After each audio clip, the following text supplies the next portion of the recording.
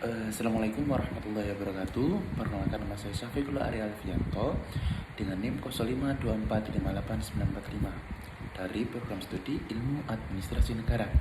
Mohon menjawab Bapak Ibu Tutor. Jadi pertanyaan pertama adalah macam-macam term atau jenis-jenis term. Jadi term adalah unsur penting dalam membangun argumen yang jelas dan tepat. Ada beberapa jenis term yang perlu kita pahami agar bisa menyusun dan menafsirkan argumen dengan baik. Yang pertama adalah term singular. Term singular merujuk pada satu objek tertentu secara spesifik. Contohnya adalah Presiden pertama Republik Indonesia atau gunung tertinggi di Indonesia. Kedua contoh tersebut hanya merujuk pada satu entitas yang sudah jelas dan tidak bisa digeneralisasi. Yang kedua adalah term general. Berbeda dengan term singular, term general digunakan untuk menyebut setiap anggota dari suatu kelompok atau kelas secara umum. Misalnya, kata manusia, buku, mahasiswa. Kata-kata ini tidak menunjuk pada satu individu, melainkan pada seluruh anggota dalam kelompok tersebut. Term kolektif. Yang ketiga adalah term kolektif. Term kolektif mengacu pada kumpulan objek yang dipandang sebagai satu kesatuan. Contohnya seperti pasukan tentara atau sekumpulan burung. Meskipun terdiri dari banyak individu, term ini memperlakukan kelompok tersebut sebagai satu unit. Lalu bentuk-bentuk sesat berpikir.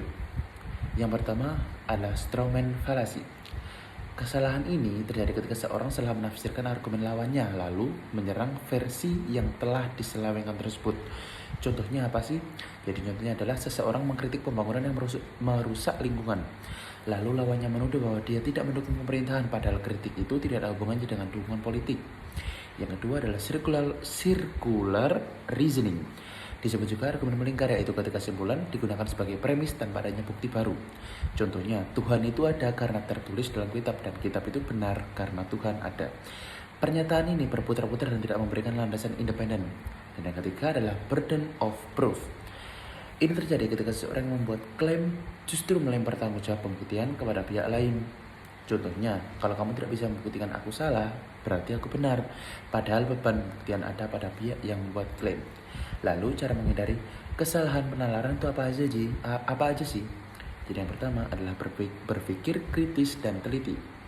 Jangan langsung menerima argumen, selalu periksa fakta dan pastikan premis mendukung kesimpulan. Yang kedua, fokus pada argumen, bukan pribadi. Yang ketiga, hindari penggambaran ekstrim. Jangan menyederhanakan atau melebih-lebihkan argumen lawan. Hindari strawman. Dan yang keempat adalah minta dan berikan bukti yang jelas. Sekian dari saya. Wassalamualaikum warahmatullahi wabarakatuh.